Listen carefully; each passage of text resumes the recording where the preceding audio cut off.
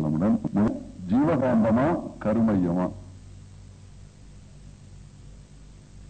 ஆன்மா என்பது ஜீவகாந்தத்தை குறிப்பிடுவதா கருமையத்தை குறிப்பிடுவது? கருமையம்தான் ஆன்மா. இது வரைக்கும் அந்த கருமையத்தை பற்றிய விளக்கம் சாதாரணமான மக்களுக்கு எட்டாதனால ஆன்மா என்ற உயிர் என்று சொன்னோம். உயிர் நிலையில அவன் அடிச்சுட்டான் சொல்றோம் இல்லையா? என்ன அர்த்தம்? எங்க? அதான் கருமையம். கருமையம்னா இறக்கிறதுக்கும் பிறக்கிறதுக்கும் காரணமா இருக்கு. பிறந்து வாழும்போது எல்லா விவகாரங்களையும் ஈர்த்து வைத்துக் கொள்வதும் மறுபடியும் நடத்தி வைப்பதும் கருமையம்மா.